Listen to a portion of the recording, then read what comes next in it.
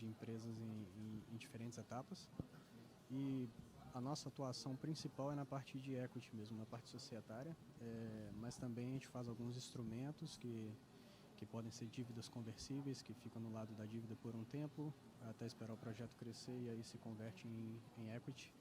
E também fazemos royalties e outros instrumentos um pouco mais estruturados. Esse fundo nosso a gente chama de Private Equity 2 agora, que é o fundo que está sendo levantado. Como eu disse, ele está nessas etapas avançadas. Em termos de commodity, eu diria que a gente está bastante ligado e vendo com olhos bem atentos a transição energética, minerais críticos, commodities como cobre, terras raras, são bastante fortes no nosso pipeline. Também olhamos metais preciosos, ouro e prata. Minério de ferro também é um commodity interessante. Enfim, somos bastante agnósticos e olhamos muito qualidade de ativo, de time, enfim, no caso a caso. Hoje nós temos aproximadamente 4 investimentos no Brasil. A alocação em termos de carteira é pequena relativamente em termos de valor, porque são investimentos que entraram mais em etapa de exploração. Então, assim, quando a gente olha em valor de dólar, de real, a alocação de valor não é um valor tão expressivo hoje, mas continuamos aí buscando oportunidades no setor. Legal, Fabiano. Obrigado pelo compartilhar a história. Luiz, a Appian está bastante ativa aqui no Brasil, né? Vocês estão com projetos grandes, levantaram um fundo agora recentemente gigantesco, parabéns. Me conta um pouco mais da Appian, me conta um pouco mais da atuação da casa aqui no Brasil, o que vocês estão vendo de oportunidade, o que vocês estão sendo alocados e só conta um pouco da tua história também. Legal. Obrigado, viu, Ricardo? Obrigado aí pelo convite. É um prazer aqui participar do evento, dessa discussão tão rica, né, importante, relevante para o setor. Obrigado aí, Ibram, também pelo convite. Eu acho que, antes de apresentar um pouquinho a Appian, né, acho que ter a Expo Ibram aqui na Bahia tem um peso especial para a gente, né? A gente está... A Bahia hoje é o terceiro estado mais relevante, né, na mineração. Não é por causa do show do Belmarx, não é do show, né? Exatamente. Tem o show também, mas é o terceiro estado, né, já mais relevante no setor. A nova fronteira aí de mineração no estado. E para a gente, na Appian, a gente tem um lado especial, porque 2 dos nossos maiores investimentos, né, estão aqui na Bahia. A Atlantic Nickel, né, que é a nossa empresa de níquel sulfetado, e também a Grafcoa, que é a empresa de grafite. Então a gente tem um carinho especial pelo estado, né? Falando um pouquinho, né, eu estou na Appian já há quase 7 anos, né? Sou responsável pela parte de novos investimentos da Appian aqui no país. Também trabalho aqui um pouco com a parte de soluções de capital para as nossas empresas. E a Appian, falando um pouquinho da Appian, né, um fundo de private equity, de investimentos, de capital privado, né? A gente focado no setor de mineração também, assim como a RCF.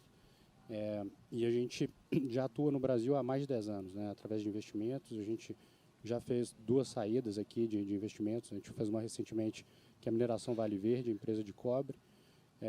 E a gente tem sido bastante presente aqui. Hoje, mais ou menos 25% do portfólio da Appian globalmente está no Brasil. Então, a gente gosta muito do Brasil, a gente é bastante ativo e, como você falou, a gente busca crescer aqui dentro. A Appian, enquanto fundo, né, a gente é agnóstico também em relação a commodity, mas a gente tem também um foco, uma vocação para minerais críticos. Gostamos também de metais preciosos, fertilizantes, então potássio, fosfato também são commodities que a gente olha. E a gente olha principalmente ativos. A gente pode olhar tanto ativos pré-operacionais, greenfield, como também brownfield, né, que já esteja em operação, que possa ter um projeto de expansão, algo nessa linha. Mas dentro dos projetos pré-operacionais, a gente mira geralmente a projetos mais maduros. Aqueles que já tenham ali um estudo de viabilidade, que consigam entrar em operação dentro de algum tempo. A gente tem muito o perfil de operar, né? Então de levar até a operação. Um pouco do nosso perfil aqui na Appian. A gente, né, realmente está muito animado. Eu acho que você deu um spoiler aí. A gente, para quem não soube, né, a gente fechou recentemente um fundo com a FC, né, em parceria com a FC, que é o braço de investimento do Banco Mundial. É um fundo de $1 bilhão. Então, hoje, ao todo, a gente tem mais ou menos $5 bilhões de ativos sob gestão. E parte desse fundo vai ser dedicado já para para a expansão da mina subterrânea que a gente está fazendo na Atlantic Níquel. E a gente mira, é um fundo também voltado para países emergentes. Então, a gente pretende alocar uma boa parte desse capital aqui na América Latina, e Brasil, obviamente, é um país que é super importante para nós. Acho que é um pouco isso. Obrigado, bacana a história. Vou passar a bola para o Thiago. E o Thiago tem uma história bacana. Ele foi um dos primeiros, foi um dos precursores do investimento nessa onda que aconteceu no lítio, né? Então ele estava numa outra casa e realmente ele viu esse movimento do lítio, foi um dos primeiros que apostou, realmente entende de projeto Greenfield, toma risco de Greenfield, está numa empreitada, num desafio grande agora também no setor, né, de grafite. Então conta um pouco da história, Thiago, e compartilha com a gente aqui. Obrigado, Ricardo, pela apresentação. Obrigado pelo convite do Ibram. Também é uma honra aqui fazer parte desse painel. Eu não vou falar meus números porque vai ficar meio complicado comparar com o Itaú, comparar com a Prisma, com todo mundo aqui, mas eu comecei na Grow, né, em 2016. Eu fui o primeiro investidor brasileiro da Sigma Lithium. Naquele momento, na verdade, a Grow ela sempre foi uma gestora de equities, e aí, mais sorte do que juízo, eu comecei a olhar para a mineração, minerais críticos, e olhei para a Sigma Lithium, fui o primeiro investidor brasileiro. Desde então, eu fui o primeiro investidor brasileiro da Southstar, que hoje eu sou CEO interino, de grafite também, vizinho aqui da Apen. Fui o primeiro investidor brasileiro da Meteoric Rare Earths também, então terras raras. Então eu tenho um histórico aí de fazer o investimento em equity em minerais críticos, né? Também fiz urânio lá fora, cobre, enfim, tem um track record razoável nisso. E aí a Grow, né? A Grow ela existia em 2017, a gente fez uma fusão com a Ace Capital. Dentro da Ace Capital eu participei do edital do Banco do Brasil, a gente ficou em segundo lugar atrás da Regia e a turma da OR. E agora, mais recentemente, eu fiz o spin-off de novo, remontei a Grow antiga, com o intuito de focar 100% agora em minerais críticos, né? Então, esse fundo é um fundo que vai nascer aí com 200, 300 milhões de reais, né? Muito mais modesto, mas valente. Não cita o real, que aí fica mais, né? Então, não, deixa assim no confundir ar, o pessoal. entendeu? 200 moedas, né? E nesse meio tempo também eu estou como CEO interino da Southstar, né? Southstar é uma empresa de grafite que eu investi há 4 anos atrás. Era o principal acionista, sou o principal acionista, e em determinado momento eu vi que precisava pegar o touro pelo chifre aqui e tentar colocar de volta no caminho. Mas vamos deixar esse papo para depois aqui. Eu acho que é justamente, né, é isso que a gente está querendo trazer para esse painel. Pegar a experiência de cada um dos profissionais aqui, pegar a nossa experiência de investidor, de ver projetos, de cair dentro do projeto, todas as dificuldades, e tentar conversar sobre isso, né? Eu acho que quando a gente estava pensando aqui, o que a gente vai falar e o que a gente vai dividir com eles, né? Eu acho que é justamente isso que a gente pensou, trazer essa experiência, trazer o que a gente olha primeiro, o que a gente vê primeiro, quais são as dificuldades, o que a gente ouve que nunca é cumprido. Então é justamente, eu acho que esse bate-papo de trazer experiência, porque muitos dos projetos que hoje estão em nível operacional, então em nível exploratório, de uma certa maneira eles vão cair aqui, né? Não digo só aqui, mas te digo 80% dos projetos que estão acontecendo no Brasil estão sendo analisados por uma dessas pessoas que estão aqui em cima. Então, acho que é justamente essa troca de conversa, essa troca de experiência que a gente gostaria de trazer aqui para o público, tá? Eu vou voltar para o Alan, tá? Para voltar aqui para a minha listinha. Alan, o que você mais ouve? O que é o o que você, quando ouve uma história que alguém que te procura para financiar um projeto, você fala, pô, vale a pena gastar meu tempo, porque a gente sabe que a gente recebe muitos projetos por dia, né? E você tem que fazer uma seleção quase imediata de cada um deles ali, de vai, não vai, vai, não vai. O que te chama atenção quando você recebe o deck e qual é a promessa que você mais ouve que geralmente não é cumprida? Acho que divide um pouco dessa experiência ali do teu funil, do teu pipeline ali para a turma ouvir. Perfeito, que a gente mais ouve é que é o projeto Primeiro Quartil, isso todo mundo é. Isso a gente ouve toda hora. O Ítalo ali tá rindo, ó. Mas vamos lá, dividindo um pouco assim, o que a gente gosta. A gente olha muito pro track record da empresa, gosta muito das histórias que aquele time, aquele management já executou. Então, quando a gente vê que tem ali uma história de sucesso, uma história ali sobretudo na parte de implementação, né? Ou na parte de implantação, Então, a gente dá um peso bastante relevante para isso. Porque muitas vezes você tem uma dinâmica de, pode ser um fundo ou pode ser uma empresa, mas ele captou aquele capital específico para aquela tese. E muitas vezes a gente sabe que você não vai ter muito outro capital se você tiver um sobrecusto e um atraso. E esse é um dos nossos principais pontos de atenção. Então, puxando para o track record, é também qual é o buffer que esse acionista ele tem. Qual é o buffer que ele consegue, o fôlego e a musculatura que ele pode ter em projetos, né, em fase de construção. Isso para a gente é o principal, vamos dizer, gargalo, e não que eventualmente aquele acionista, aquele grupo ali que fez aquela captação e tal com aquele recurso, isso não vai viabilizar alguma outra coisa, mas a gente sempre vai tentar buscar alguma solução que enderece um eventual sobrecusto, um eventual atraso nessa rampa. Por isso que quando a gente olha muito track record, aquele grupo que já fez, conhece daquele minério, conhece daquele tipo de operação, já fez aquele tipo de contratação, a gente valoriza bastante, porque a gente quando recebe o CAPEX, recebe o DEC, muitas vezes a gente bota mais valor ali na curadoria que foi feito. Não é tanto um material que a gente sabe que a gente vai ter que ficar estressando muito mais além para saber se vai ter ou não, então a gente coloca muito valor nisso. Então eu diria que sim, de forma geral, esses são os principais pontos aqui que a gente olha, a robustez dos acionistas, o buffer que eventualmente pode ter e o track record do management. E aí sim, no segundo momento, não que a gente não vá olhar, mas no segundo momento, a gente começa a aprofundar na parte técnica e nos desafios que ele vai ter. E de uma maneira, para fazer um complemento, questões tecnológicas muito inovativas, geralmente é onde a gente tem um pouco mais de receio. A gente costuma recorrer a essa questão do track record, coisa que já foi feita, já foi testada, para ter um pouco mais de confiança. O que é muito pioneiro ou muito inovador, aí acho que a gente precisa combinar mais outros tipos de capital para que a gente consiga ter um pouco mais de conforto, e esse buffer que eu comentei, ele fica ainda mais necessário. Legal, mas saindo um pouco do script agora, a gente vê que tem, principalmente nos minerais críticos, você tem desafios que não são só desafios da mineração tradicional. Né? Você tem minerais novos, você tem rotas de processo novo, você tem tecnologias novas para realmente minerar esses novos materiais. Como você vê isso? Como você vê esse desafio? Porque você não tem tantas empresas com track, você voltou a track record, né? Se eu volto a falar de minério de ferro, todo mundo tem track record de minério de ferro, né? Uma indústria muito mais, um legacy mining muito mais entendido aqui pelo mercado. Mas, e nos minerais críticos, e nas Junior Mining Companies, que eu acho que é essa nova fronteira, como que vocês veem isso lá dentro do banco? É um desafio? Não, sem dúvida é um desafio. Como que a gente gosta de ver? E isso acaba sendo tudo muito novo hoje para o mercado, sobretudo para o mercado bancário. A gente gosta muito de ver algumas agendas mais associativas. Então, você, né, Ricardo, e o grupo aqui, representam aqui instituições importantes num capital que toma geralmente um pouco mais de risco.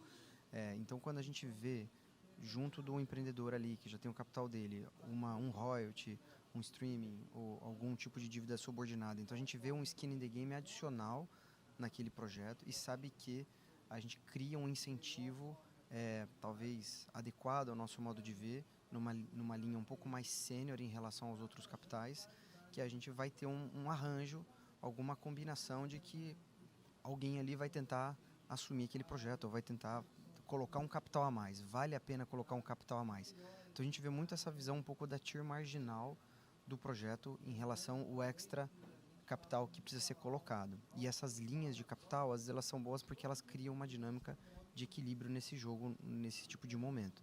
O segundo ponto, que é que a gente gosta bastante, é a linha sênior, o capital de longo prazo, ele ser um capital de qualidade. Então, nesse sentido, puxo de novo aqui a questão do BNDES, que eu vejo que tem um papel importante nisso, mas outros bancos multilaterais também podem ter. É uma carência maior, é uma carência que não estrangula muito aquela fase de ramp-up, que você já tem que começar a pagar os juros muito cedo e que não seja um player, ou que seja um player, que tipicamente a gente conhece que costuma conciliar situações que poderiam sair fora do trilho. Então, quando a gente equilibra esse jogo, um capital sênior de longo prazo, com algum buffer de carência, com uma postura que a gente sabe que é conciliatória, e com esse capital mais subordinado no meio do caminho, que pode ser um provedor de solução no momento que o projeto também sai do trilho, é um ambiente interessante para a gente estar quando a gente está falando de alguma coisa mais pioneira, estamos falando de alguma outra rota que a gente está tentando buscar. Sem um grande salto tecnológico, mas com alguma coisa que a gente entenda que está dentro de um caminho minimamente já conhecido ou previamente dominado. Então é assim que a gente gosta de ver o contexto para a gente conseguir se inserir. O nosso capital ele tende a ser um capital mais conservador, mas um capital também conciliatório. Então um capital que é compatível muitas vezes com um retorno um pouco menor, mas ele busca estar numa linha de risco um pouquinho menor. Muito embora tentando trabalhar e fazer esse elo com esses diferentes capitais dentro do banco, fazer essa junção para fazer essa grande concertação, né, entre o nosso capital, um capital de fora e buscar essa composição para fechar o quebra-cabeça. Legal, bacana. Fabiano, contigo agora, queria te perguntar, eu sei que vocês investem em early stage, vocês investem em tecnologia, né? Vocês, o RCF é um fundo realmente com habilidade técnica dentro do corpo de profissionais que toma esse risco, né? Vocês não têm medo de minerais críticos, vocês não têm medo de tecnologias novas. Me conta um pouco do processo do seu pipeline, o que te atende quando entra um projeto, o que você fala, poxa, dá para gastar tempo aqui, pô, esse projeto vale a pena investir, vale a pena gastar meu tempo, porque o nosso é o que a gente tem, né? E me diz também, me dá um caso prático, talvez que já aconteceu, claro, sem citar nomes, mas já aconteceu que você, por um detalhe, você não investiu. E que detalhe foi esse? O que não estava na apresentação ali do PowerPoint, o que não estava, e que você falou, pô, é pequeno, é uma vírgula, só que, cara, isso aqui me impede de ir à frente nesse projeto. Me conta um pouco da história de você. Eu acho que eu vou repetir um pouco aqui que o pessoal já falou de ativo, né? A gente busca sempre ativos que têm qualidade muito boa. Esse é um fator bem relevante que consegue se comportar bem em uma dinâmica de preço desfavorável. Outro ponto muito importante para a gente investir é o time que está levando o projeto, o track of record, como já foi falado, e isso vai tanto das experiências de sucesso quanto das experiências que não foram sucesso, porque tem muito time às vezes que passa por momentos difíceis, aprende com isso e se sabe se superar para as novas oportunidades. Então é importante para a gente também ver como que o time se comporta em maneiras de cenários diferentes. E claro, cada caso depende também. O commodities book, por exemplo, minério de ferro, logística é muito importante e ouro, por exemplo, é menos relevante um pouco onde o projeto está citado por si só, porque o produto você consegue escoar ele de maneira mais eficiente. Agora falando um pouco aí de alguns exemplos práticos quando a gente está vendo projetos que chegam. Eu vou citar até 2 exemplos, pegando um pouco o gancho que você falou. Primeiro eu vou falando um exemplo que o que matou o projeto não foi nada técnico, mas foi a parte financeira, como que se estruturaram, que é muito importante. Muitas vezes a gente vê pessoas de empresa júnior ou que estão tentando sempre alavancar ao máximo o projeto para construir, o que deixa a parte do equity com muito risco e deixa muito exposto a qualquer movimento de mercado, o retorno ir por água abaixo. A gente estava, faz uns 2 meses, um projeto de zinco no Peru, que o projeto era muito bom, gerava caixa, estava operacional, e tinha uma empresa júnior do Canadá que estava tentando adquirir esse projeto. E como eles tinham um market cap, um valor de mercado pequeno, eles estavam tentando, obviamente, tentar alavancar o projeto o máximo possível. Então eles conseguiram linhas de crédito que faziam a maior parte da aquisição, colocaram um stream no projeto também, que tinha crédito de alguns minerais, algumas partes preciosas, e colocaram um royalty. E depois vieram buscar o equity para aquele finalzinho lá. Então, assim, quando eles mandaram o material, o projeto era interessante, não falava nada da parte de estruturação financeira. E quando a gente teve a primeira reunião com o time, discutindo no meio da reunião mesmo, eu falei, mas você rodou o número com o equity para ver como que vai rodar? Não, mas eu acho que vai dar, e infelizmente não dava. Não deu. Então, eu acho que essa parte do planejamento financeiro também, tanto para quem investe quanto para quem está buscando capital, é muito importante. Saber porque cada etapa do projeto vai ter uma linha de financiamento diferente e uma estrutura de capital ótima.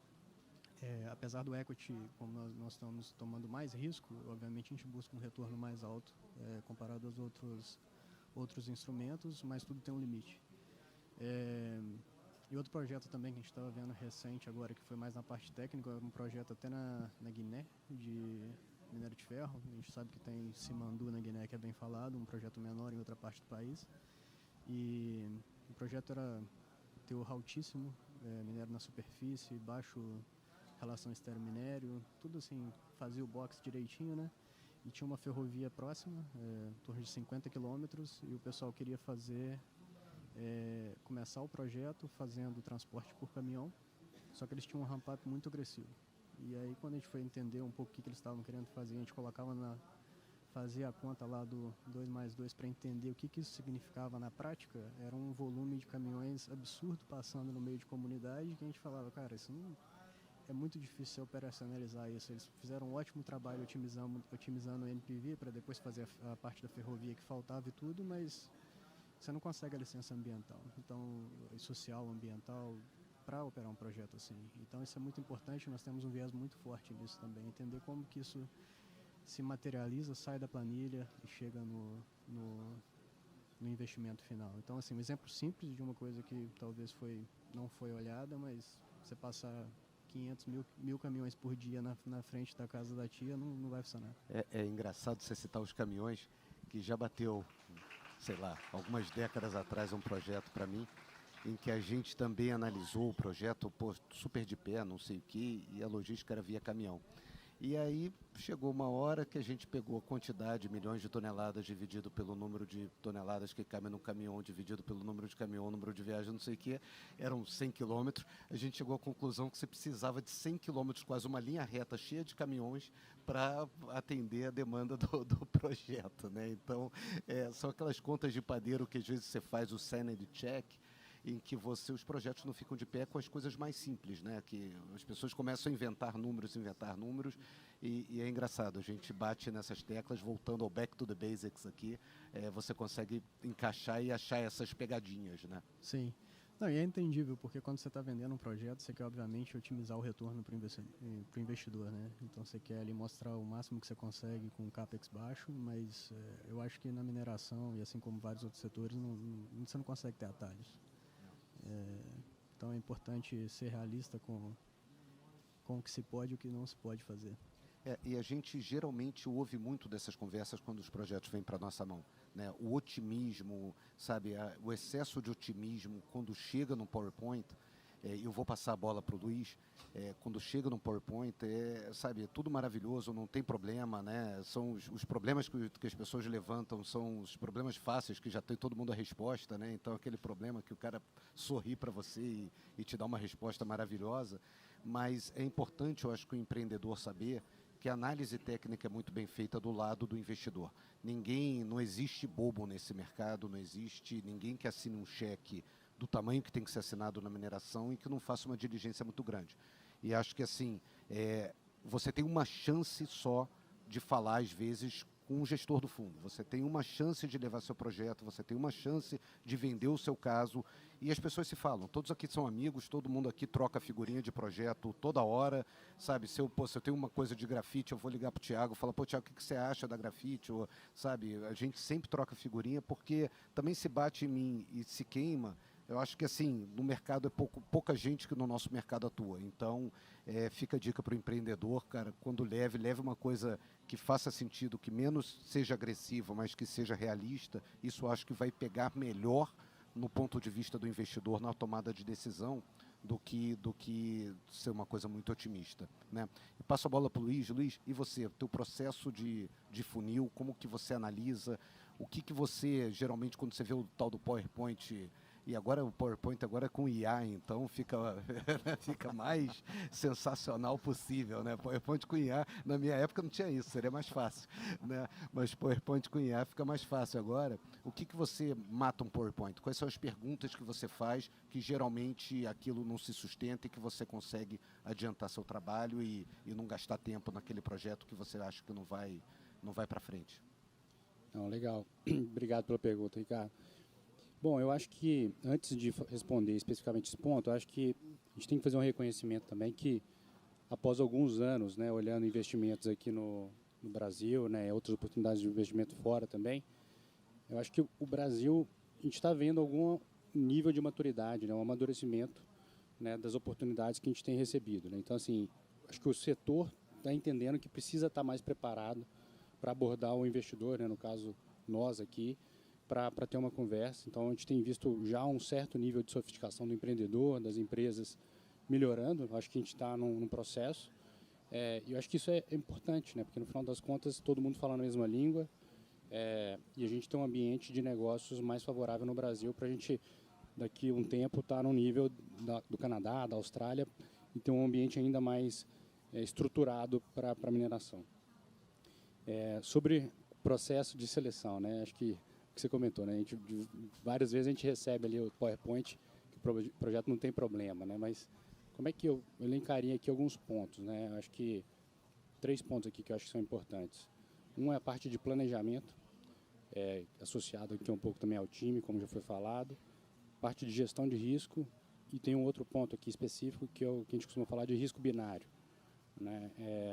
Parte de planejamento, né? Acho que é importante, já na primeira interação, na primeira reunião, a gente perceber que o time, né, a empresa tem aquela cultura de planejamento de forma rígida e rigorosa, né, do que levou o projeto até ali e o que vai levar do projeto dali até uma fase de operação, enfim, avançar com um empreendimento. Se você não sente aquela percepção que isso está enraizado, provavelmente o projeto não está robusto, né, ele vai ter falhas. Então, a gente tenta perceber isso logo no início. E o time, associado ao processo de planejamento, né, ter essa experiência de enxergar o seguinte: mesmo que o projeto esteja ainda numa fase pré-operacional, quais são os desafios, né, o que precisa ser feito para levar aquele projeto para a operação? Porque, no final das contas, o projeto não está ali para ele avançar para uma fase de estudo. No final das contas, o projeto ele vai ser, de fato, retornar capital, retorno, etc., quando ele estiver operando. Então, para ele chegar lá, o que precisa ser feito, né? Então, assim, isso tem que estar claro na cabeça, e essa percepção inicial é importante. Então, ter no time pessoas, a liderança que teve esse tipo de desafio ao longo da carreira, traz confiança para a gente poder dar um próximo passo. Na parte de gestão de risco, né, assim, sentir também, né, que o time, né, a companhia, o empreendedor, entende de forma clara quais são os riscos daquele ativo. Você comentou de logística, né, e tem vários outros, e ele está atacando, mesmo que também numa fase inicial, já entendeu os riscos e oportunidades, mas está trabalhando aquilo ali de forma a que dentro de algum tempo aqueles riscos estão mitigados e eles não se concretizem, isso também é relevante. Então, trazer também, enxergar, né, dentro da primeira reunião, né, o empreendedor já trazia, tem esse risco aqui, mas a gente já está trabalhando em relação a isso. Isso traz conforto, é melhor do que simplesmente querer dourar a pílula ali e falar que não tem problema nenhum, né?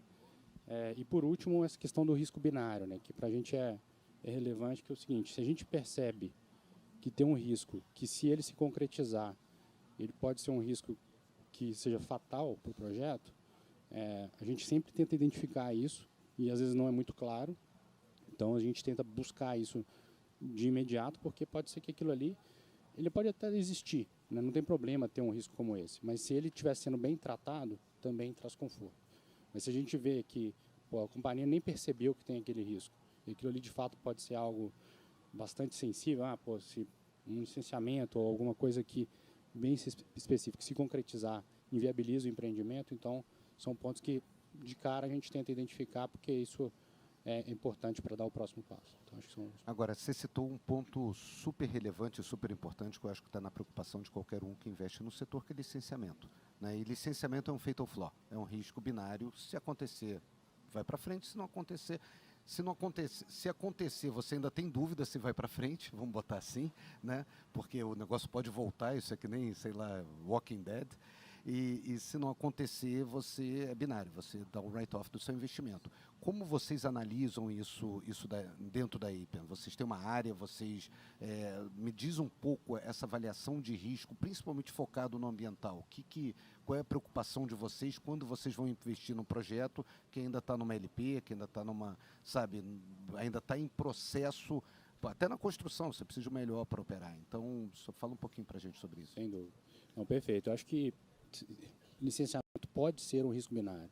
Não necessariamente ele é, para a gente, né, um risco binário desde o início, justamente por esse processo, né? Então, assim, de forma de due diligence, né, a diligência, a avaliação que a gente faz isso dentro de casa, né? A gente entende que é importante ter esse conhecimento técnico, né, nas diferentes disciplinas ligadas à mineração, e a parte de ESG, de licenciamento, é uma delas. Então, a gente tem um time dentro de casa que tem essa experiência, já passou por isso N vezes.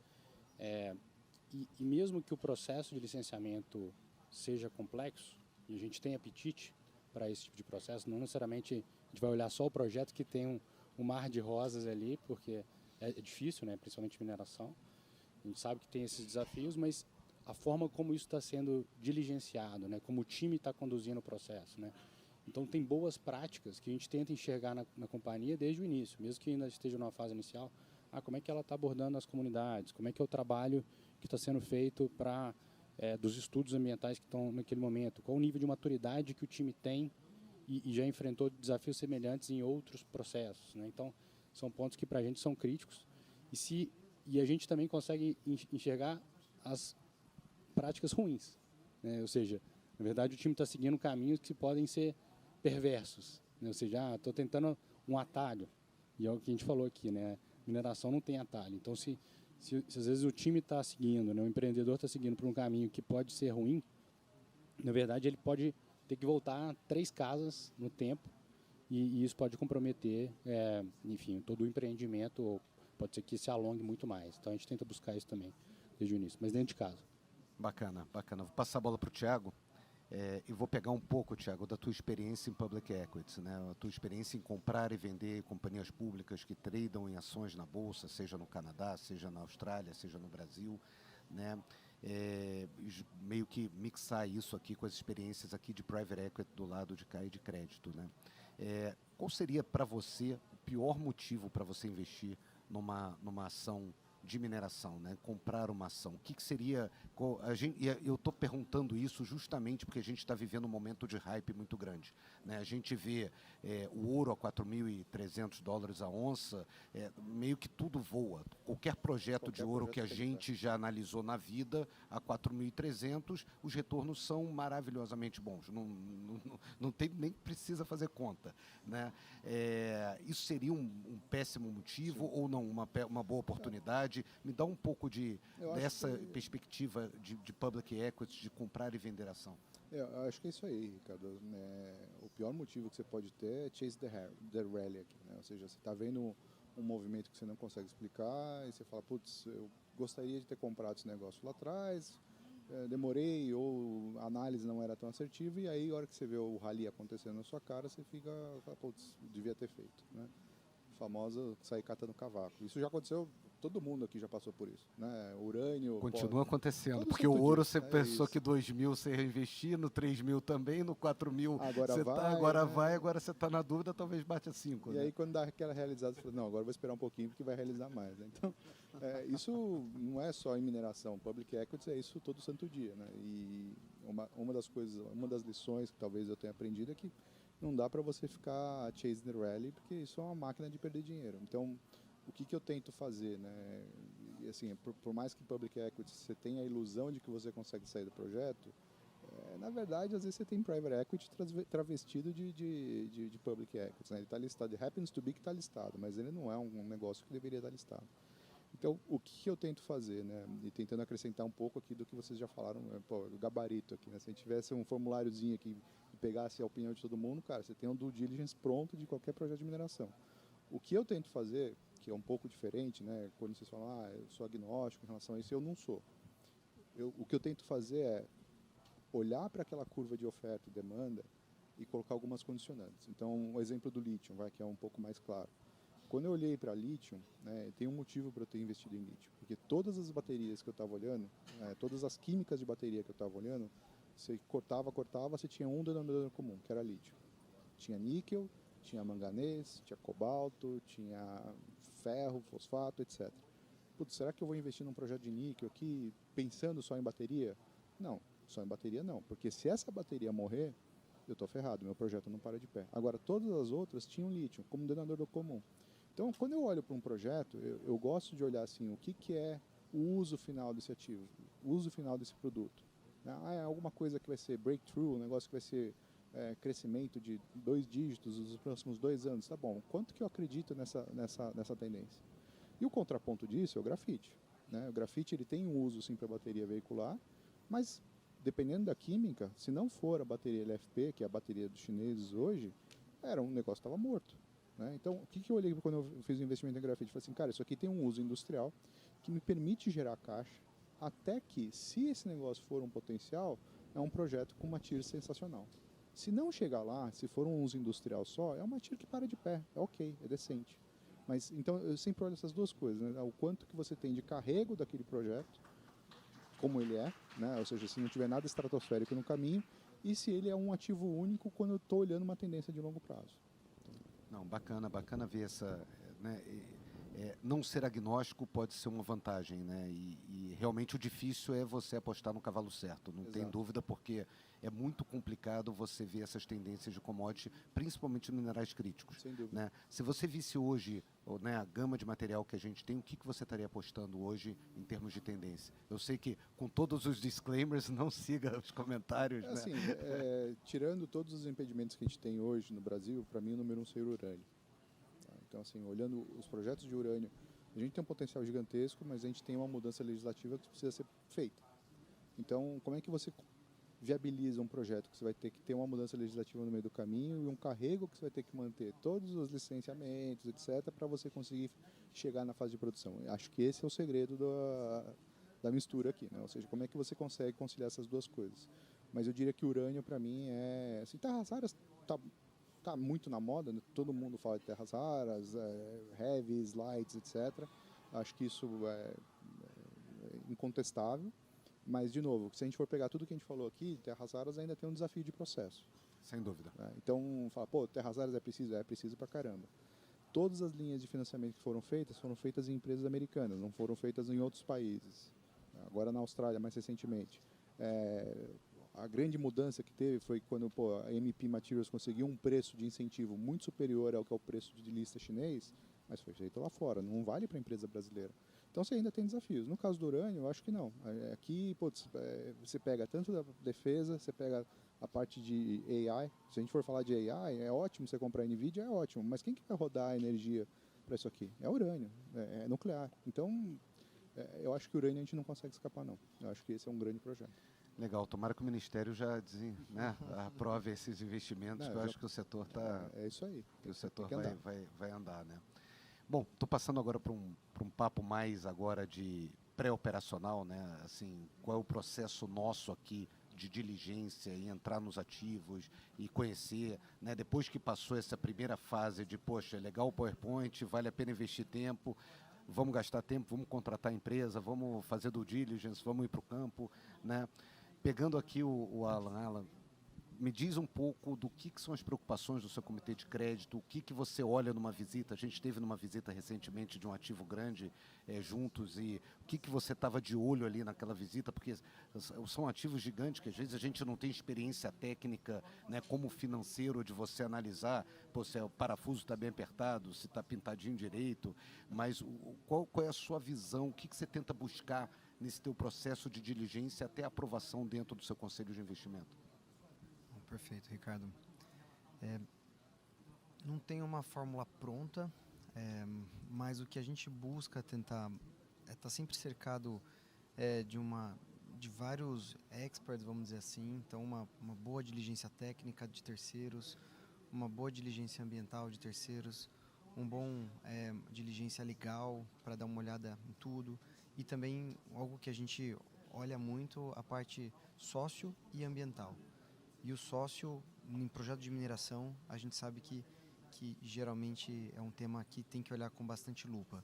Se a audiência pública foi bem feita, como que estão as comunidades, se tiver, como que está a população no entorno daquele projeto, porque foi falado aqui, a quantidade de caminhões que você, de repente, dependendo do projeto, começa a passar, o nível de poeira que você tem, todo esse tipo de coisa, a gente sabe que isso pode levar também uma associação da imagem do projeto, associação das próprias instituições financiando aquele projeto, que não é adequada, porque primeiro não deveria ser daquela forma e você não quer estar associado àquilo.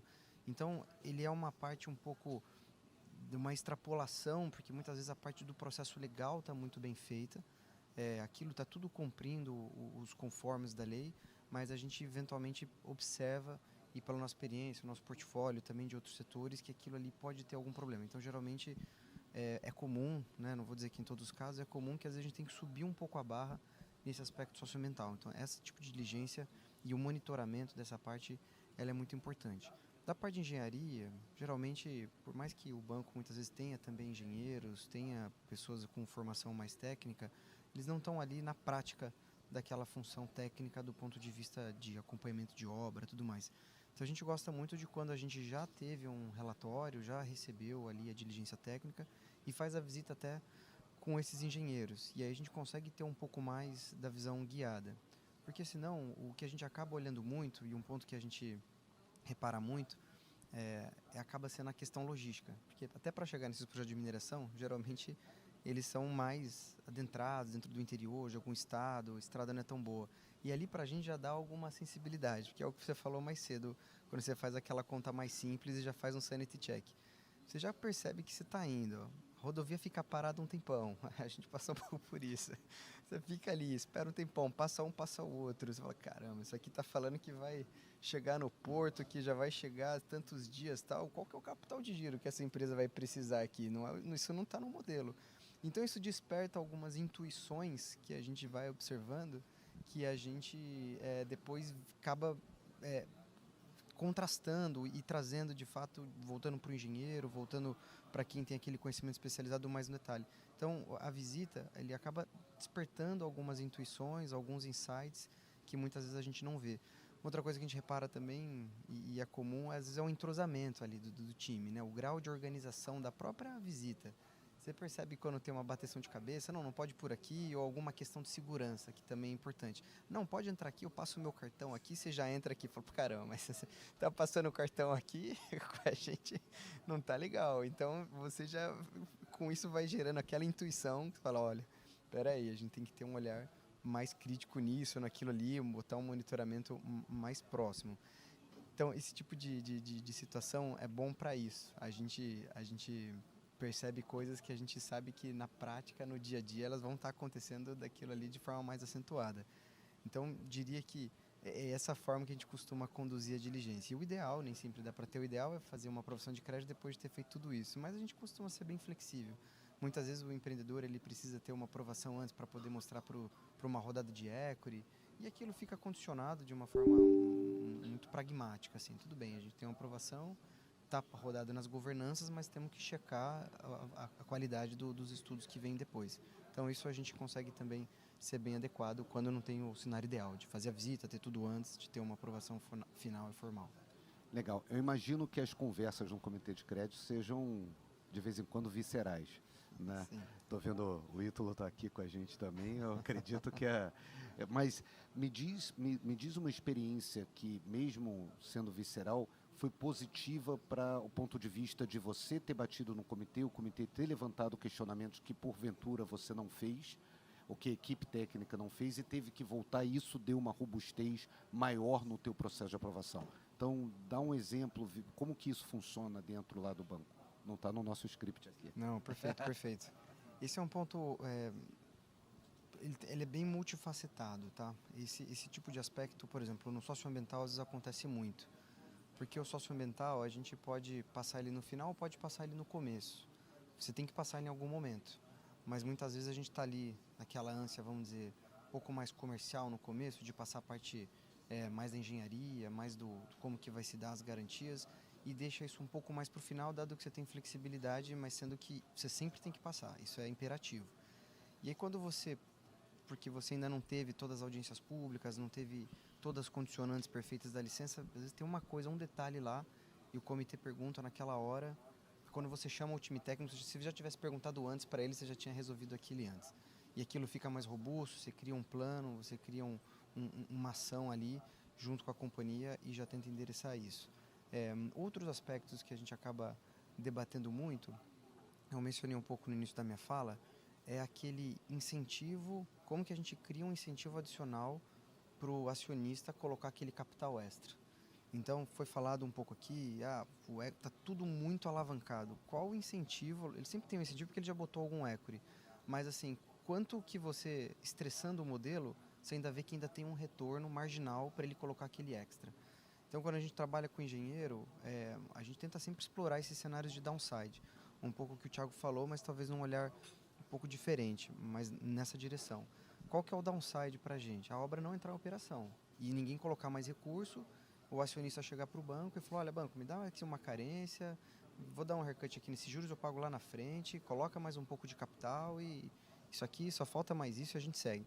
Então, essa é uma posição muito ruim de poder de barganha. Então, a gente sempre tenta avaliar no nosso downside quanto ele ainda tem de incentivo para colocar de capital. Então, essa discussão ela tem muito vai e vem no comitê.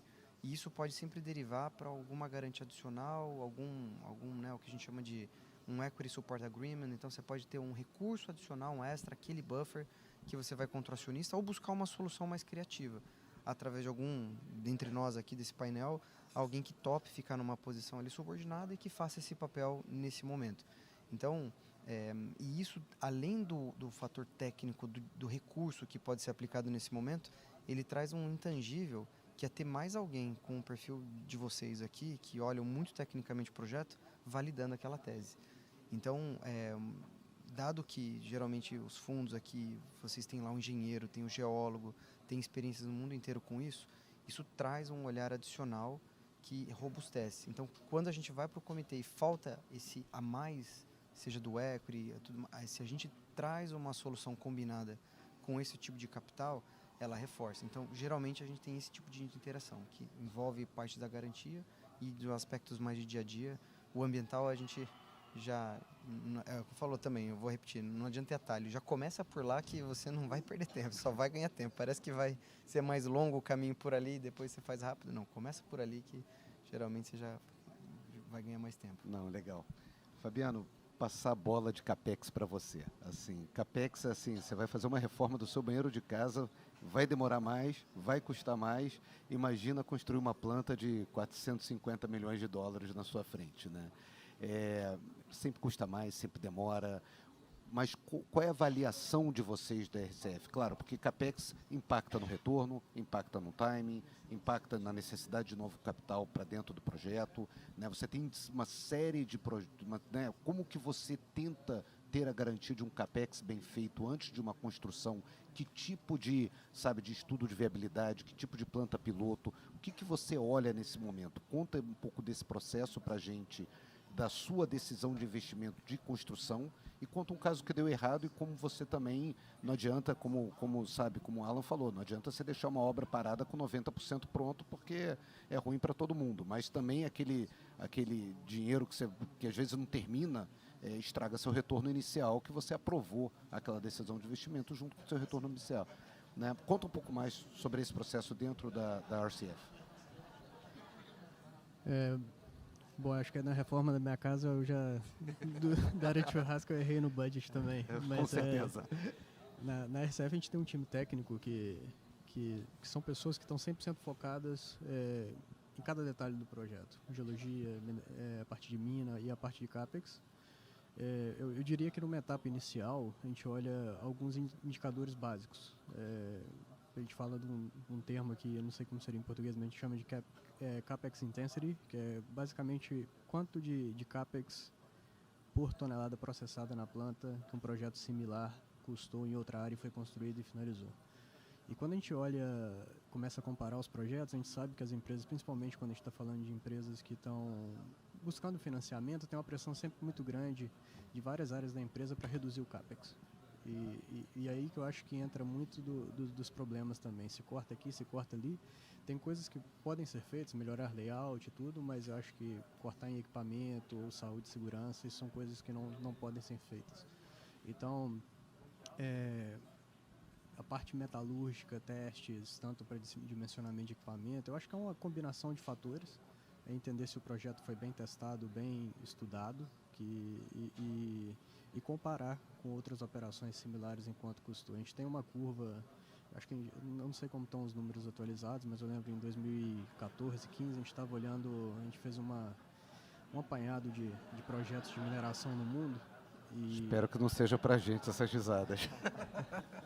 A gente fez um apanhado de projetos no mundo de quanto foi o CAPEX anunciado na viabilidade econômica, quando estava sendo para a etapa de financiamento mesmo de banco, equity, tudo, e quanto que foi o construído final. E na média, os projetos chegavam aí a 25% de CAPEX overrun, que que a gente fala. Isso na média, mas você vê uma curva, é uma curva logarítmica. Você tem projetos ali que foram perto do budget, muito raramente eles estão dentro do budget ou abaixo, e muitos deles às vezes desviam significativamente para o final. E já aconteceu tanto com a gente, imagino que com os outros aqui também, de você estourar a CAPEX. Uma coisa que a gente aprendeu ao longo do tempo é ser realista com as... Você já coloca os 25 na sua conta? Geralmente sim. Na primeira avaliação a gente já joga um número mágico lá. A depender do projeto, de como que a gente compara, como que a gente vê com outros projetos, geralmente a gente dá uma avaliada até mesmo antes de levar para o comitê. E muitas vezes o que a gente encontra é que quando a gente dá o retorno para as empresas, você fala, olha, isso aqui está um pouco... A gente acha que está um pouco leve aqui, você pensou nisso, pensou naquilo. Não, isso aqui está... Geralmente as pessoas não gostam de escutar, mas o que a gente aprendeu ao longo do tempo é estar preparado para essa passada de capital, porque a pior situação que pode passar é o que você mencionou, Ricardo. Você está no final do projeto, por algum motivo teve um atraso, ou até mesmo as coisas custaram mais porque mudou a cotação do minério de ferro, o equipamento subiu, enfim, você não tinha tudo alinhado antes e o CAPEX estourou. E aí, se você não tem o capital preparado ali para fazer a continuidade, você sofre uma diluição muito forte, porque você está muito exposto ao risco e não tem como reagir. Então, a gente aprendeu isso ao longo do tempo, de sempre quando a gente faz um investimento, a gente já conta com esse overrun que a gente fala, e também deixa um capital alocado. Obviamente, a gente não quer chegar nesse capital, ou seja com a gente, ou com alguma outra estrutura de capital que vai chegar nisso. E já aconteceu com a gente, já aconteceu de projetos que a gente não investiu uns 2, 3 anos atrás. Eu não vou falar nem a commodity, nem o lugar do projeto, que eu acho que vai ficar um pouco óbvio. um pouco óbvio. Mas a gente estava avaliando um projeto metálico, e esse projeto tinha uma geologia um pouco mais complexa que impactava a parte metalúrgica. Então, quando a gente entrou na diligência, na primeira etapa a gente colocou o CAPEX overrun nosso, funcionava, a gente passou para a segunda etapa, entramos na diligência profunda com o time técnico e tudo. E tinha uma outra operação similar que operou e fez ramp-up na década de 90. E o projeto era muito similar à geologia. E eles tiveram muito problema na fase de ramp-up, demoraram muito. E era basicamente por problemas metalúrgicos. A gente avaliou, teve que revisar design, a gente viu que o CAPEX ia subir muito. A gente avisou para a empresa que o CAPEX ia subir, eles não acreditaram.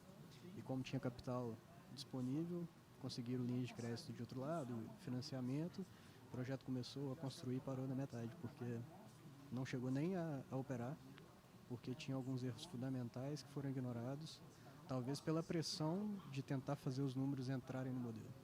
Então isso é muito importante, que tantas empresas, o investidor, sejam realistas e escutem as pessoas que estão na parte técnica, entendam bem quais são os riscos e vejam que as coisas podem acontecer. Aqui eu estou falando de um exemplo que não foi preço de mercado, não foi nada. Foi um CAPEX que estourou e nunca se construiu o projeto. Legal, bacana. Eu vou perguntar agora ao Luiz. O dinheiro acabou, né? Você está no meio da obra, legal, pois a gente já está vendo aqui, chegou na sua vez aqui, o dinheiro acabou no meio da obra, o CAPEX parou, a empresa está naquela situação que você vai ter que botar mais dinheiro dentro do fundo. Quais são as soluções, quais são as ferramentas que hoje, como você se prepara para isso? É uma decisão de investimento que você faz a priori? Você se prepara para botar mais dinheiro no CAPEX? Porque às vezes assim, a gente está falando de 20%, mas às vezes o CAPEX estoura 50%. Às vezes a coisa, 20% está dentro da margem de erro, mas às vezes estoura 50%. Às vezes o processo não funciona depois que ele está pronto. Às vezes a planta não performa da maneira que você colocou e os números não ficam de pé. Então, você às vezes não tem dinheiro gerado no caixa para pagar o serviço da dívida. Você tem que mudar, você tem que expandir a tua planta, você tem que fazer uma outra configuração da sua planta, de operação, da sua planta de beneficiamento para a coisa funcionar de jeito que não funcionou. Tá? Como você se prepara para isso? Quais são as soluções? Você vende, você compra, você põe mais dinheiro? Tem um playbook que vocês seguem ou essa aí tá fácil de respira responder, fundo, né? respira fundo e vamos embora? Né? Acabou o dinheiro, tá fácil de resolver. Só essa aí, né? Mas não, isso é a gente entender que isso pode acontecer e é muito mais comum do que a gente imagina, né? Porque quando você olha vários casos, de fato, isso pode acontecer, né? 20%, 50% e tudo mais. Mas eu acho que o segredo está em tentar se preparar para que isso não aconteça, né? Eu acho que é isso que a gente tenta fazer. Eu acho que na Appian a gente tem muito a cabeça de pensar o que pode dar errado, né? Assim, eu acho que mais do que tentar, o investimento é bacana, etc., mas assim, é o tempo todo se perguntando o que pode dar errado, o que pode sair diferente do que a gente está planejando. Então, é importante ter essa cultura, porque uma vez que você entende esse ponto, você começa a pensar em alternativas para que, se por acaso isso acontecer, minimamente você está preparado. Mas eu acho que alguns caminhos, né? A obra está andando, etc. Então, assim, um passo natural seria, eventualmente, revisar escopo, né? Faz sentido, eventualmente, eu fazer uma revisão de escopo? Ou um caminho, talvez, se cortar escopo não é uma opção, eventualmente a gente pensar isso de forma faseada, né? Então, eu posso, eventualmente, não vou endereçar 100% do escopo do projeto de imediato, mas eu posso tentar priorizar aquilo que vai me trazer uma geração de caixa mais de curto prazo, né? Então, eu vou priorizar aquilo ali e vou deixar, eventualmente, alguma coisa para frente quando, de fato, a gente estiver gerando caixa, alguma coisa nesse sentido. Eu te falo, por exemplo, no caso da Atlantic Nickel, né? A gente vai ter um projeto grande, né, no caso da mina subterrânea, mas a gente está justamente nesse desafio de tentar buscar opções para que, dentro de um faseamento ali de alguns anos, o que faz mais sentido a gente priorizar nos primeiros anos. Então, esse é um caso que a gente está vivendo de planejamento dentro de casa. Trazer, às vezes, um parceiro, né, para também trazer essa solução e dividir o risco em algum momento é um caminho, né? O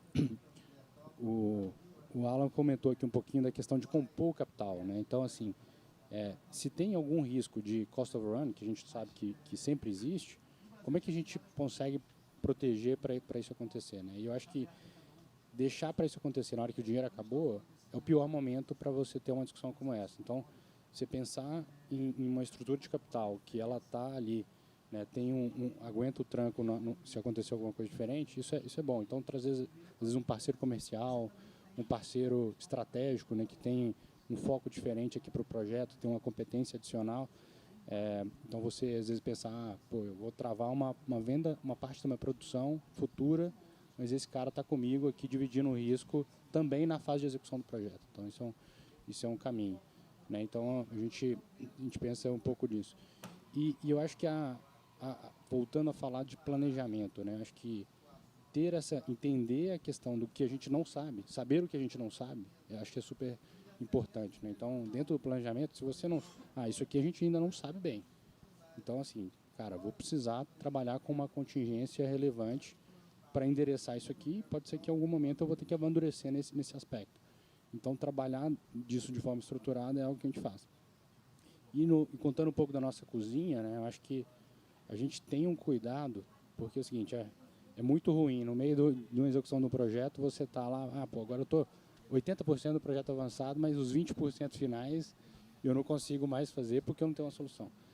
A gente geralmente trabalha com uma alocação que a gente tem um buffer dentro do próprio fundo, porque se por acaso alguma coisa sai diferente daquilo que a gente está imaginando, eu tenho um downside protection aqui que eu me garanto para que, se o projeto de fato continua sendo interessante, eu vou seguir em frente e tenho um mecanismo para resolver isso aí. Então, acho que é um pouquinho aqui de como a gente tenta olhar esses pontos aí. Não, super interessante. Eu acho que, de uma certa maneira, né, eu acho que a união de um private equity, principalmente na mineração, dedicado com conhecimento técnico, junto com os bancos comerciais, eu acho que essa combinação é muito importante, né? Eu vejo né, o Alan aqui, talvez ele não tenha a especificidade tão grande de profissionais dedicados, engenheiros, geólogos, etc., que você precisa, né? E você vê, né, por mais de todos os estudos que a gente faça, por mais que a pressão esteja ali de fazer o checklist, de analisar, de coisa, o CAPEX,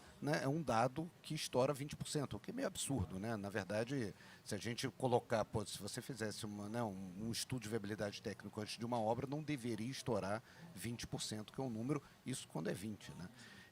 Então, eu acho que esse bate-papo dá importância de motivar o nosso ecossistema brasileiro, justamente de casas como a RCF, como a Appian, como a Prisma, né, como a Grow, trabalharem com os bancos comerciais para você ter o melhor de todo mundo aqui dentro das soluções de capitais que a gente necessário.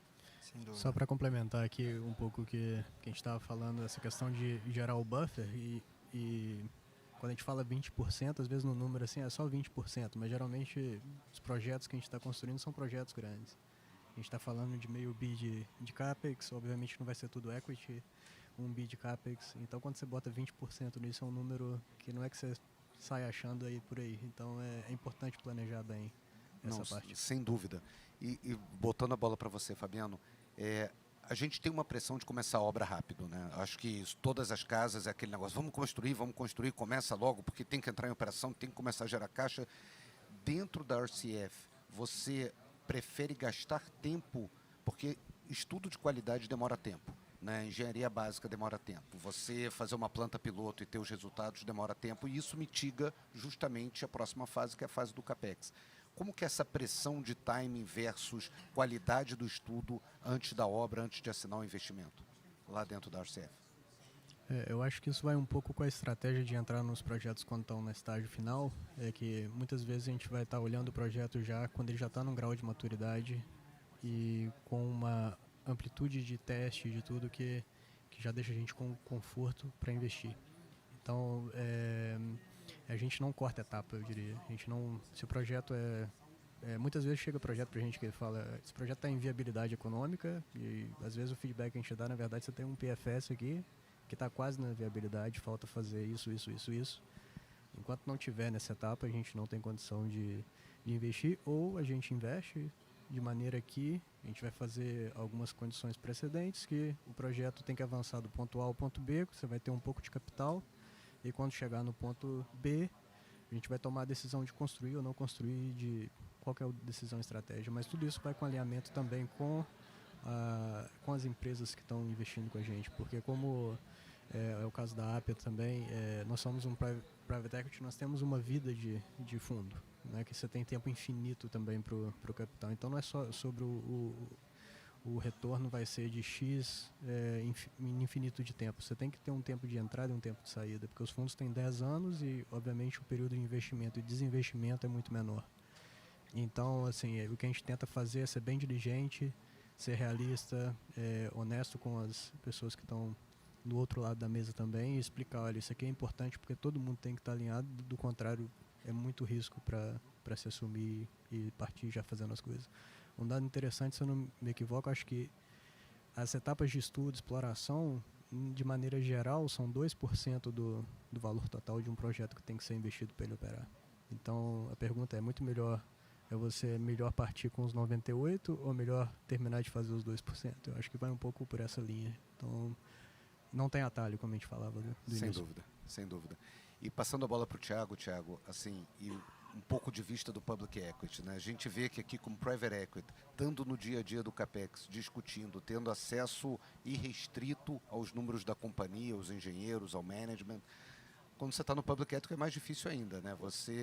Você comprar uma junior mine que está em fase de construção, que você depende ali de um press release, que você depende ali de um relatório trimestral, né, de um anúncio ao mercado do que está acontecendo ali no dia a dia da operação de fato, e você prever isso antes disso acontecer, do estouro acontecer, porque quando acontecer você vai perder o dinheiro. Como que você consegue fazer essa mágica? Eu acho que eu não consigo. Sabe? Outro dia eu vi, cara, que nego tava sobrevoando drone em cima da operação para saber o que está acontecendo na operação. Nego joga o drone e vai de drone lá e então a gente está numa era diferente, né? Sim. E como que você, o que você tenta acompanhar dentro, né, num ponto de vista de um public equity, o que você tenta acompanhar no dia a dia Então, para ser diligente com o seu investimento? eu acho que assim, quando você fala em public equity, você pensar em empresas maiores, mais robustas, que já têm uma musculatura, aí sim você consegue acompanhar, com os trimestrais, com reunião com management, etc. O junior mine não esquece. Reza. Não tem a menor chance. Assim, você sabe que aquilo ali é uma foto mal tirada do momento da história que provavelmente já não é mais verdadeiro, né? A única certeza que você tem é que aquele lá foi o melhor momento de caixa da empresa, porque passado a foto do trimestral, ela provavelmente pagou todos os atrasados que ela tinha, o caixa caiu. O CAPEX já está estourado, o fornecedor do moinho já não entregou, ficou 3 meses atrasado e, cara, por aí vai. Então, eu acho que assim, o momento que a gente está vivendo hoje em mineração, ele é especial no sentido de que tanto investidores quanto o cara que bolou o projeto, ele consegue entender hoje que para ele conseguir acessar esses bolsos aqui, não dá mais para ele falar assim, não, eu vou pintar uma foto bonitinha, porque os caras são pouco sofisticados ou não entendem geologia. Esse momento já passou. Então, assim, tem as pegadinhas de geologia, tem as pegadinhas de planta. E o nível de profundidade vai exigir com que a gente se esforce e tenha cada vez mais capacidade de analítica para questionar e para criticar cada um desses modelos. Então, eu acho que e eu acho que essa é a grande dificuldade de equity, né? O pessoal está acostumado a olhar resultado trimestral. Cara, isso funciona para a empresa que já está rodando. Para esse universo que a gente está falando de junior mining, não tem a menor chance. Isso aqui você tem que entrar na empresa para respirar e aí o cara tem a opção, né? Ou você libera esse tipo de informação e dá esse tipo de segurança para o investidor, ou você não vai ter acesso ao capital.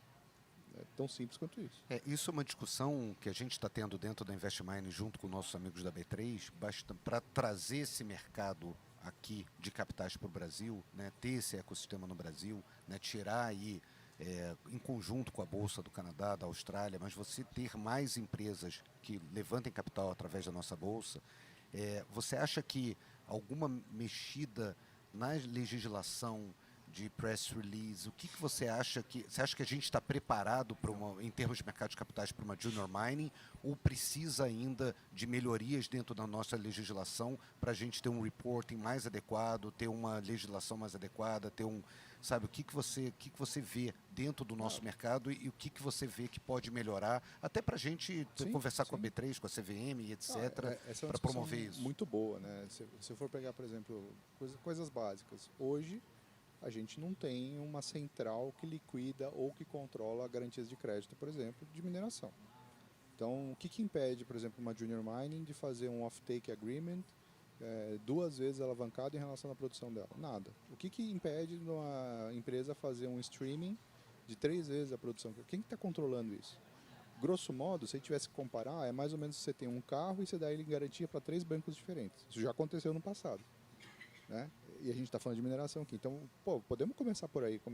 Podemos começar pensando nesse ecossistema de crédito, que aí sim você tem uma alavancagem e você consegue trabalhar melhor as garantias. Esse é um primeiro ponto.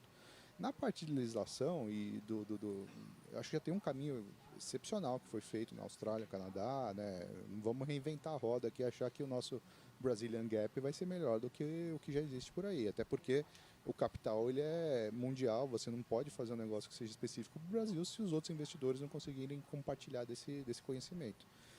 Mas eu acho que tem espaço para melhorar, né? Então, por exemplo, esse detalhamento do CAPEX é uma coisa que todo mundo aqui adoraria ver um pouco mais de abertura. Como é que você detalha isso? Será que tem que ter um formulário? A gente no Brasil a gente tem o vício de olhar sempre o free cash flow, né? No mundo todo, mas aqui eu lembro quando foi a discussão da CVM para colocar um relatório específico para fluxo de caixa livre da empresa. Poxa, por que a gente não pode ter alguma coisa que detalhe um pouco mais CAPEX? Um capítulo específico sobre licenciamento, né? Ter essa unificação de informações num único lugar. Eu acho que são medidas básicas. Uma coisa que acontece, por exemplo, na Austrália e no Canadá, você tem sim a legislação de cada província, mas você tem uma centralização sobre isso. No Brasil, não. Cara, você tem municipal, você tem estadual, eventualmente você pode ter discussão do CEFEM federal, etc. Dava para limpar um pouco isso, deixar um pouco mais unificado. Acho que isso facilitaria bastante a vida do investidor aqui. Legal. Bom, passar agora, acho que a gente ainda tem uns 16 minutos e 17 segundos aqui para falar, né? E queria falar um pouquinho sobre, assim, se tudo isso que a gente não fosse, que já citamos, não fosse fácil, a gente ainda tem a volatilidade do preço do minério, né? Porque às vezes você justifica um projeto com ouro a 4.000, acho que a 4.000 você justifica qualquer coisa, mas você justifica um projeto com minério a $80, $100, o minério cai para 40. Já vimos isso acontecer antes, né? E depois volta para 80, mas essa volatilidade, se pega no começo do teu cash flow, você começa a ter uma série de dificuldades dentro do teu projeto que podem ser momentâneas, mas quando você está vivendo esse período de baixa você acha que não é momentâneo. Então a gente tem aquela tendência de, quando está na alta, projetar alta, quando está na baixa, projetar baixa, né? Quando isso acontece dentro de um projeto que você está financiando, Alan, o que você faz? Você renegocia, você flexibiliza, você aperta, você exerce suas garantias, você entra, step in, sabe? Como que é o teu processo dentro de um projeto que às vezes, pô, tá indo bem, mas mudou o cenário, né? Mudou o cenário de preço na cara de todo mundo ali, não é culpa de ninguém. Qual é a atitude do banco quando isso acontece no dia a dia lá das operações? Legal, bom ponto. Eu daria um passo atrás antes de responder diretamente essa pergunta. E qual é o passo atrás? Geralmente, a gente já sabe que o setor ele tem volatilidade, ele é de ciclos. Então, o primeiro ponto que a gente olha é qual o perfil da dívida que vai ser colocada dentro desse projeto, antes do problema acontecer. Então, você já trabalha com a sensibilidade de que momentos de baixa vão existir e momentos de alta também.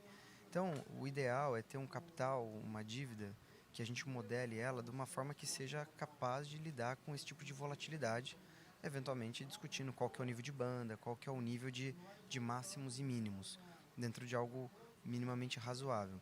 Então, quando a gente já tem esse mecanismo posto em prática, e ele pode ser calibrado de várias formas, mas conceitualmente é lidar com algum grau de volatilidade prévia, e quando a gente lida com o grau de volatilidade, o que quer dizer? Significa que muitas vezes a amortização ela pode sofrer ali postergações já pré-acordadas. Então isso não seria considerado fora da regra do jogo.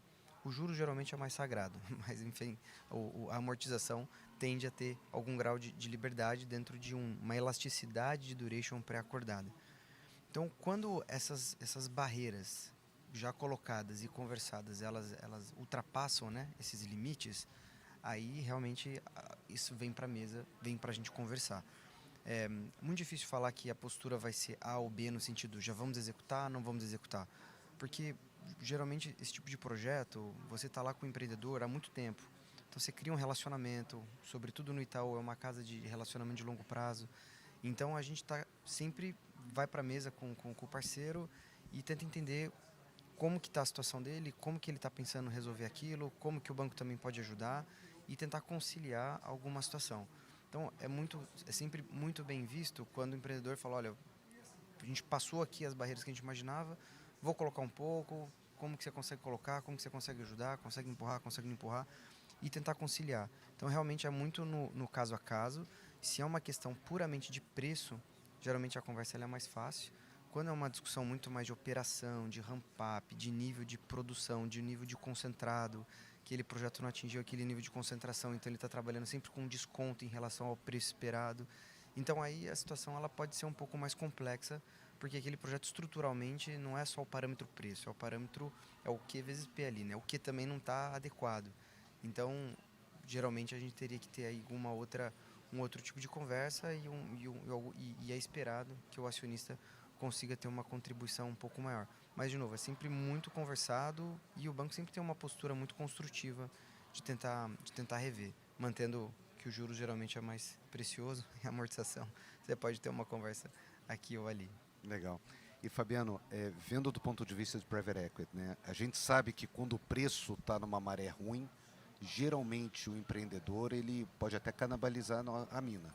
Né? Ele vai para o minério mais rico, ele vai para uma área de teor mais alto, ele vai tentar cortar custo de qualquer maneira, e aí sim prejudicando um capex, um sustaining capex, que provavelmente você vai ver isso acontecer, o resultado disso em 2, 3 anos, você começa a entrar naquele ciclo, naquela espiral descendente, que às vezes é difícil até retomar o ativo depois. Né? Se o preço não melhora substancialmente, depois você começa a ficar um ativo que realmente aí você vai ter que botar muito mais dinheiro para botar em operação.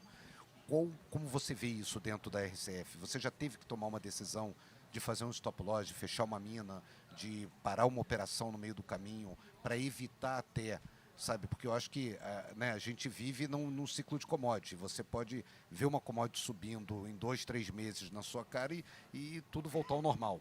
Né? Mas também aquela decisão que você às vezes espera 2, 3, 4, 6, 1 ano e a coisa só piora.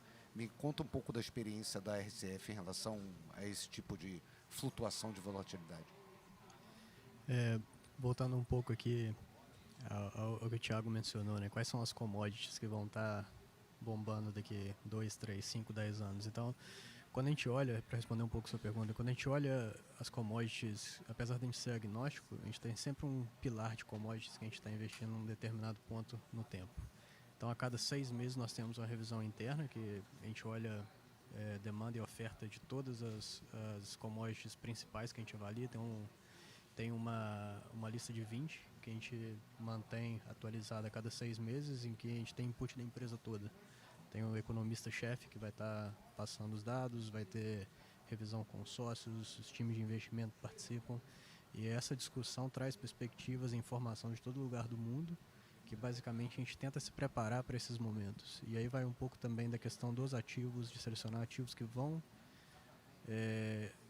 poder passar por os momentos de baixa. Claro que nem sempre a gente acerta. Tem momentos que a gente planeja pro bom, planeja pro ruim e às vezes fica pior, né? Acontece. Então, assim, eu acho que muitas vezes a gente tem que estar preparado para suportar as empresas. Um pouco do que o Luiz falou aqui da questão de separar capital para suportar as empresas em momentos difíceis é importante para momentos de ciclo diferente, porque o capital fica escasso. E não é que se o commodity está com preço ruim, a empresa está perdendo dinheiro, talvez se a gente não tem dinheiro para colocar na empresa, talvez você não consiga achar o dinheiro fora também. É uma questão de você perder o equity total da empresa. Então, já aconteceram casos de todos os cenários que você vai desde ter que entrar num cenário pior, que é uma liquidação da empresa, até cenários que você consegue planejar para isso. Mas o que a gente tenta fazer é ter essa visão de longo prazo, ir nas commodities que vão estar com um ciclo positivo de supply e demanda e tentar acertar por essas commodities, porque o preço da commodity influencia muito no resultado do investimento. Sem dúvida. Luiz, vocês têm alguma política de hedge de commodity dentro da casa? Vocês travam preço de minério, vocês travam preço de longo prazo quando vocês tomam decisão de investimento? Ou é uma coisa que realmente você está aplicado, está comprando aquela commodity, aquele é o risco do projeto, minério de ferro no caso, e você realmente não trava e não tem nenhum mecanismo financeiro para você, pelo menos numa hora de capex, numa hora de primeiros cash flows ali, ou parte da tua produção, você redear isso através de um play financeiro, de um instrumento financeiro? Vocês veem isso como um ativo ou não? Vocês não entram nessa seara? Legal.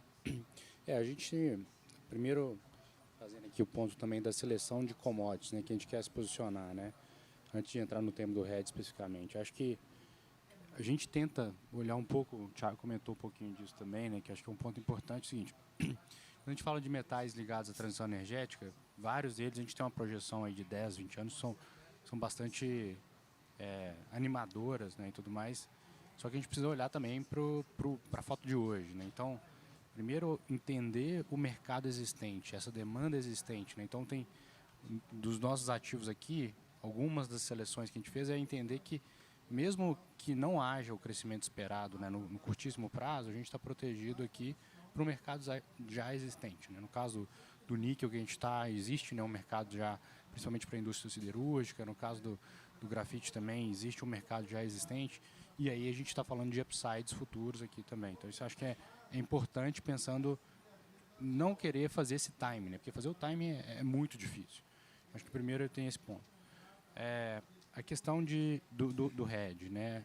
A gente, por justamente acreditar nesse upside futuro, é necessário ter alguma exposição, né? Então, se você trava tudo, você basicamente acabou seu possível upside. Então, a gente gosta de ter alguma exposição, mas muitas vezes também, na hora que a gente compõe o capital, né, e a gente está falando aqui de uma estrutura de project finance ou de outras estruturas, para você também dar o conforto para o credor, é importante, e até mesmo para a gente, às vezes vale a pena você pensar numa estrutura de hedge, porque você mitiga o risco que você vai ter ali de volatilidade de preço. E a gente sabe que vai existir, né? Assim, tem um monte de coisa, um dia, guerra na Ucrânia, no outro dia tem uma outra guerra e por aí vai. Então, aconteceu alguma coisa na Rússia. Então, assim, vai acontecer mesmo que a commodity ainda tenha os fundamentos que vão acontecer. Então, você ter esse conforto e ter as partes alinhadas nesse sentido, o hedge pode ser uma ferramenta interessante, né? A gente voltando aqui também, explorando um pouco da questão de como a gente olha os ativos, né? O posicionamento, né? A gente comentou aqui no início todo pitch mostra que o ativo é primeiro com o ativo. Quem dera fosse, né? Então está todo mundo bem, né? Então não é o caso. Então a gente faz um dever de casa bem minucioso de tentar entender o seguinte: o que está sendo falado é verdade? Ou na nossa visão, na verdade, um ativo que teoricamente está sendo falado que é primeiro quartil, na verdade ele está lá no terceiro, quarto quartil. E muitas vezes é isso que acontece. Na hora que a gente faz o dever de casa, a gente olha, revisa os números, etc., a gente vê que, na verdade, o posicionamento daquele ativo ele não é tão bom assim. Então a gente é bem cuidadoso com esse tipo de análise e a gente busca se posicionar em ativos que eu não vou estar olhando a foto nos próximos 3 anos, né? Não estou olhando ali o que vai acontecer nos próximos 3 anos, estou olhando de forma mais longa. Então esse é o ponto importante. E aí, por último, para fechar aqui, o que a gente faz quando, por exemplo, cai o preço? Óbvio que é necessário ter uma cultura de austeridade, né? Porque no final das contas o que a gente controla é custo. Então, assim, o que a gente pode fazer para de fato ser mais eficiente em custo? E eu acho que hoje a gente tem uma oportunidade muito interessante que é tecnologia, né? A gente está num momento que a tecnologia está mais acessível, né? A mineração é um setor tradicional, mas por que não pensar em trazer novas tecnologias que podem deixar a gente ainda mais eficiente e produtivo, reduzindo o custo, etc., aplicar AI. Eu acho que a gente tem uma oportunidade muito importante e a mineração pode ter vanguarda nesse processo, né? Acho que processos produtivos, industriais aqui, beneficiamento, logística, várias coisas que podem ser otimizadas. Então, assim, a pressão de custo, ela também é uma oportunidade, pressão de preço, desculpa, ela também é uma oportunidade para a gente buscar ser mais eficiente. Então, acho que são janelas como essa que a gente pode ser saindo melhor.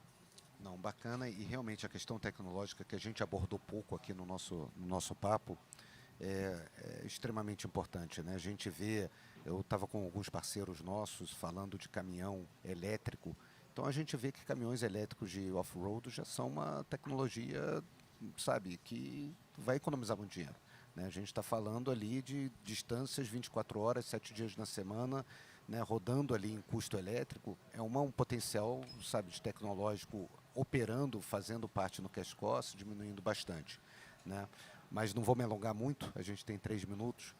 Tiago, e você, Tiago, assim, dá uma dica, o que você vê quando o mercado está caindo, sabe, é fácil, né? Commodity é um bicho que você tem que comprar na baixa e vender na alta como qualquer ativo. Mas é fácil comprar, né? É difícil comprar na baixa e é mais difícil ainda vender na alta, porque você acha que você vai perder dinheiro. Quais são os red flags, os yellow flags que aí na sua decisão de investimento você fala, pô, já fiz meu dinheiro, pô, esse é o prazo, é isso que eu queria, pô, completei ou não, vou double bet aqui na aposta ou não, vou segurar quando o preço está caindo porque esse preço volta. E a gente sabe que o preço da commodity é o que mais impacta no nosso valuation. Sim. A gente pode brincar de 20% de capex para lá, juntar o OPEX, não economizar no custo da inteligência artificial, mas no final do dia, se o minério sobe $10 por tonelada ou cai $10 por tonelada, isso que vai impactar muito o nosso DCF aqui no modelo financeiro. Sem dúvida. Qual é a tua decisão? Me diz aí a tua mágica. Do ponto de vista da empresa, né, é um pouco do que todo mundo comentou aqui, ou seja, custa que nem unha, você tem que ficar cortando sempre porque vai crescer. Eu acho que tem uma cultura de desperdício ainda muito grande, principalmente nesse mundo de junior mining. E você, Ricardo, foi uma das pessoas que me alertou sobre isso. Assim, olha, com cuidado que esse negócio aí, o custo é complicado. Então, eu acho que a primeira lição é, cara, sempre tem espaço para você cortar custo, obviamente você não precisa fazer miséria, mas você fazer uma diligência e sempre manter aquilo ali vai te garantir que você vai passar a época de vacas magras, né? Do ponto de vista de mercado, né, e aí a decisão de investimento, eu sempre gosto de olhar um investimento com um fluxo de caixa dele as it is, ou seja, o que seria o voo de cruzeiro, o que aqui está lá, e quais são as opcionalidades que aquele business tem, né? Então, por exemplo, olha, uma opcionalidade desse projeto é que ele pode ter uma expansão cuja o capital vai ser menos intensivo, porque eu já vou ter utilizando boa parte dos utilities que já foram feitos ali e tal, etc. A TIR dessa segunda fase é melhor. Então, quando eu olho para esse tipo de coisa, fica muito claro que eu posso usar, esperar alguma opcionalidade, eventualmente se amadurecer para fazer o desinvestimento. né? Então eu gosto de olhar sempre assim, qual que é o business as it is, o business comum, plano de voo, está sendo entregue, ótimo, e a decisão de estopar, né? Aí estopar, no caso negativo, acontece, ou a decisão de ficar um pouco mais ali vai depender das opcionalidades que tem ali dentro. Não, super bacana. Bom, nosso tempo está acabando. Primeiro gostaria de agradecer, poxa, a participação de vocês. Eu acho que, né, quando a gente montou esse painel, a intenção era justamente isso, bater um papo, sabe, trazer nossa experiência aqui para o público, para a Exposibrão. Acho que é muito importante a gente estar falando de investimento, né, de como investir direito no setor. A gente tem que trazer o setor mais para uma conversa financeira do que para uma conversa somente técnica. O setor era muito focado na conversa somente técnica. Eu acho que agora a importância de trazer esse ecossistema para o Brasil é muito maior, é muito mais importante. Queria agradecer a vocês. Faltam 7, 6, 5, 4, 3, 2, 1. Obrigado, gente.